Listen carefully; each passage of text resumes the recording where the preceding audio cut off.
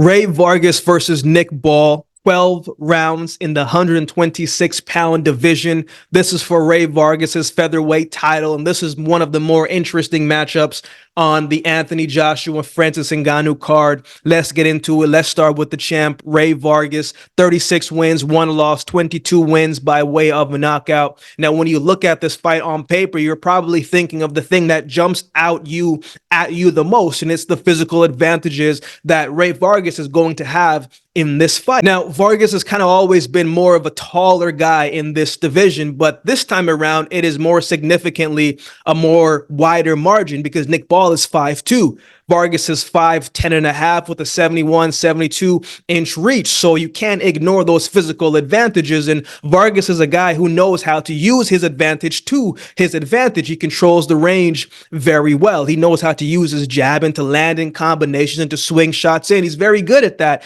And it made me think, man, like, has Vargas ever fought a guy quite like the stature of a Nick Ball? Maybe not from a, muscular wide standpoint, but from a height perspective. And it made me think about a guy he fought in 2013, a Filipino fighter, I believe it was. I think his name is Juanito Rubler, who was 5'2", a guy who had decent power, a guy who could box a little bit, but a guy who was a little bit older in the back end of his career. Like, he's a guy that fought 81 fights. And when he fought Rey Vargas, he was coming off of coming in with a 4-fight losing streak. So he was kind of on the back end of his career, but Vargas was able to stop him in 4 rounds. So I throw all that at you to take it as you will. Being the taller guy, like, this is nothing new to Rey Vargas, right? Nick Ball is a pressure fighter who needs to get in close, needs to close the gap, to let his hands go, to close off his combinations, but he's also an athletic and explosive guy as well too. And it made me think of a few fights as we're talking about comparison for Rey Vargas, and one of those fights being when he fought Azat Hovhannissian. Try saying Hovhannissian 3 times quick, right? It's tough to do that. So Hovhannissian, I would consider a guy who's a skillful pressure fighter, right? And at the beginning stage of that fight, talking first round, Vargas was doing a great job of what we expected him to do. Push out that jab, keep the distance, move around the ring, make sure he's not against any type of the ropes, make sure the fight is in the center of the ring. And for a greater portion of that first round of that fight, it seemed like, man, Hovhannissian was going to have a hard time.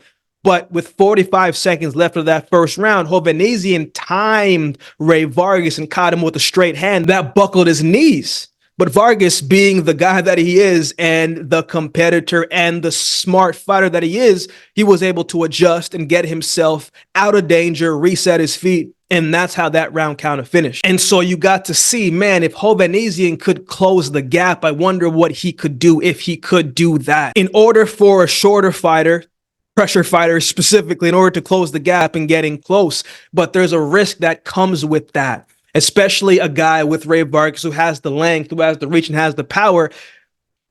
Hovhannissian seemed like he made up in his mind that I'm willing to take a shot in order to get a shot. I'm willing to take 2 or 3 shots in order to get 1 or 2 of mine, because I believe if I can hit you, then you are going to be tired. I'm going to wear you down. And so Hovhannissian, he was getting caught cleanly a bunch of times in this fight by Rey Vargas. Like, Rey Vargas isn't a guy that doesn't have good pop in his shots, right? This is a guy that can punch, and he's accurate when he does too.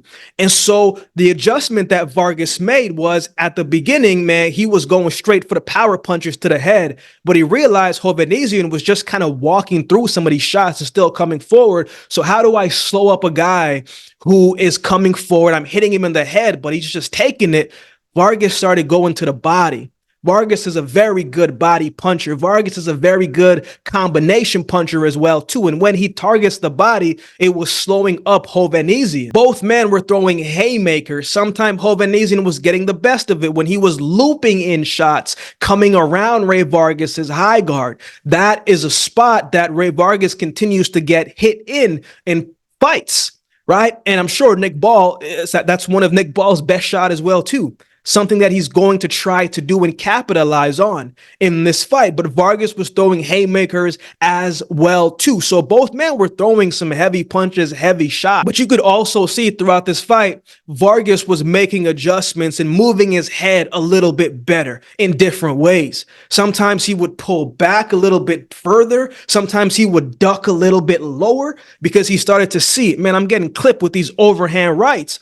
And so there would be times when you're watching the fight and he would be ducking a little bit and tying up, or he would be pulling back a little bit and slipping in, kind of like a pullback left hook to the body, right? So Vargas, man, he makes good adjustments. He's able to maneuver inside of the ring when the pressure is on. I'm not saying he doesn't get clipped and doesn't get hit cleanly, but some of the shots that hit him, he's able to take a little bit of steam off of them. Hovhannissian made Rey Vargas work to get that fight, man. Vargas had some cut from some head clashes on both of his eyes, man, so he really had to compose himself and not abandon the game plan and fight an emotional fight in order to get that win. And the thing with Rey Vargas is, man, his technique generally holds up throughout the fight. And so I felt like in the last couple rounds, because of that, he was able to separate himself and to get that win, man. So very good performance from Rey Vargas. He was tested. Now, another fight it made me think of was when he fought Tomoki Kameda. Vargas took a lot of overhand punches again in that fight, straight to the chin. But for the most part, he kind of ate those punches. But what I like about Vargas, man, as I said before, like he's not going to sit still, right? He's going to step out of the way. He's going to find ways how to make the adjustments, and he's going to come in a little bit more calculated if he is in trouble. If he's getting clipped one round, he usually comes back and makes better adjustments. And Kameda, man, you know, Kameda was trying to be more physical than Vargas, right? He was trying to be more of the aggressor, but Vargas held his own, man, and he didn't let the pressure of Kameda and all these different punches fluster him, right? I think Vargas does a great job of staying calm in the storm. Now, when he fought Mark Magsayo, who is a big puncher, an athletic and physical guy, right? That was going to be very interesting because Magsayo can punch and he's athletic and he is explosive. And when I was doing a breakdown of that fight, I leaned Vargas, man. But at the same time, I'm watching and you're just never really sure when you're fighting an explosive guy who can punch, right? Magsayo was letting his hands go early, right? He clipped Vargas a few times early in the first round, but Vargas, being the veteran that he is, he didn't let it phase him. The overhand right against Vargas will work if you can find his timing and bait him into that shot, right? Vargas went to the body consistently and he was able, you could see when he was going to the body, man, Magsayo didn't like that.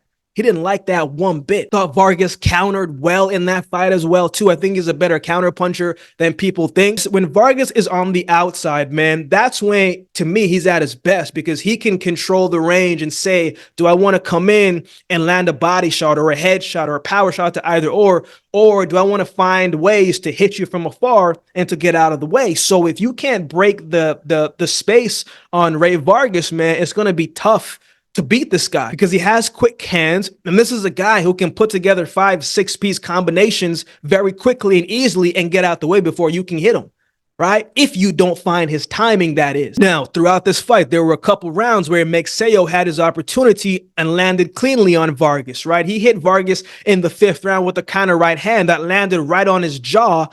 And Vargas had to tie up because he definitely felt that, and the knees were a little bit wobbly. Vargas started to make some adjustments. He saw that Magsayo was headhunting a lot more, trying to really close out the show in one punch.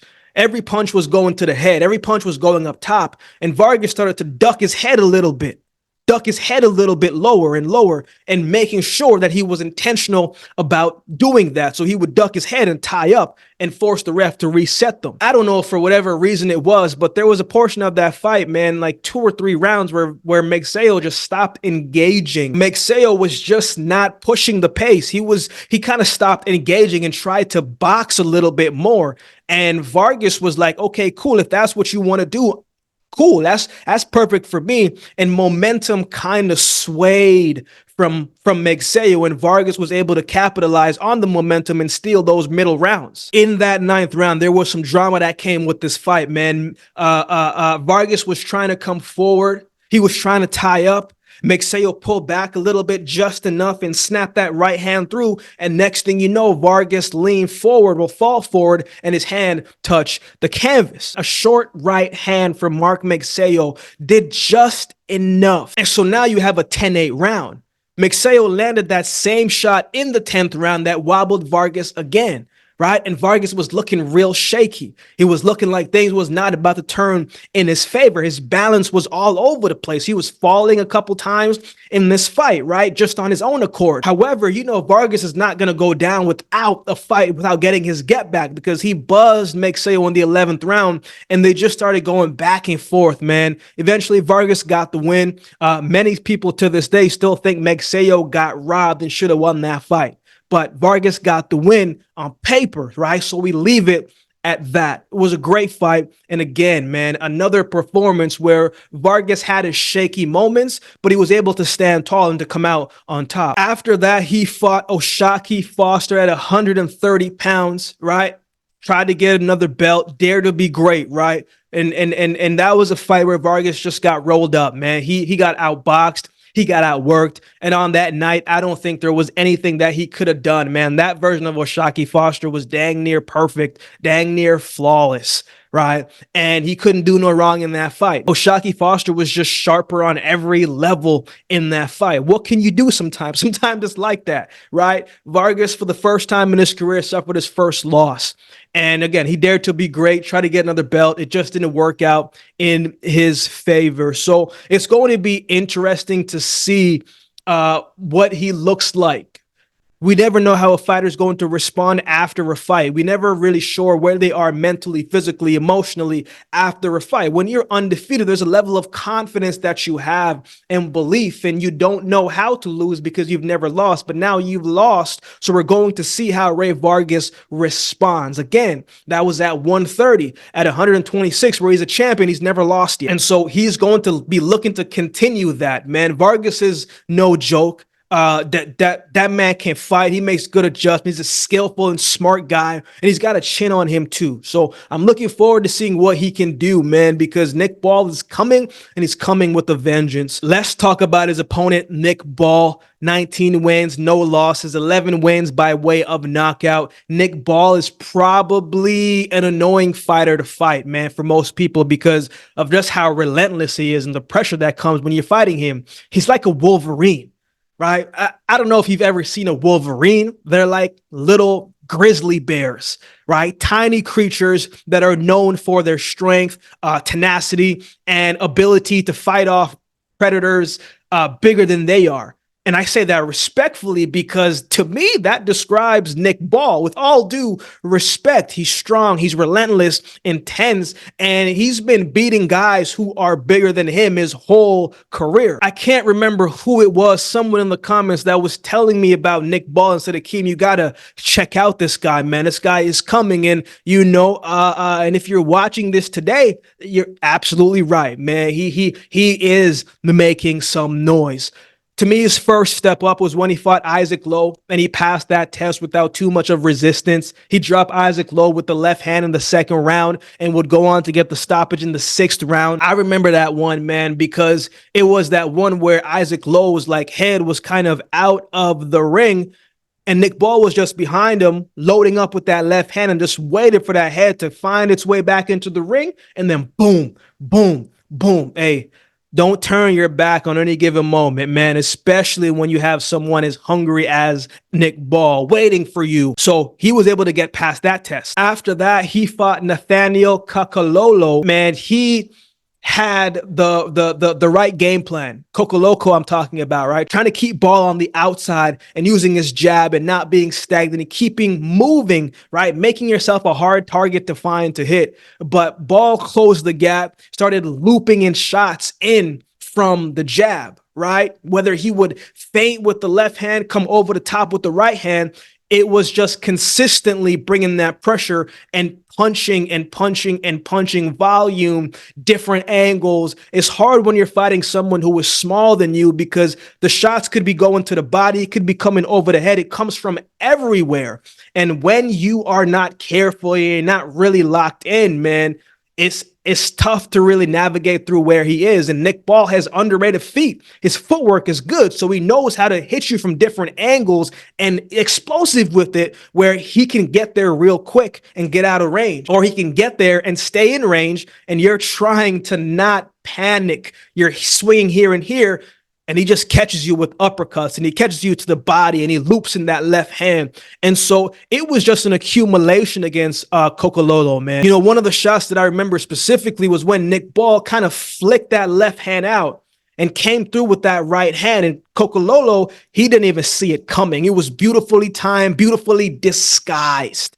You know what I'm saying? And Cocololo, man, you know, I know at the press conference, he was saying, man, this guy hasn't fought anyone like me, is not going to beat me. But it looked like he got overwhelmed that fight. I thought he got in there and realized a couple things. Nick Ball is a bigger puncher than he thought, and he's more relentless than he thought. And that pressure was going to be on more than he expected. Cocololo did not let his hands go enough for whatever reason. I don't know what it was.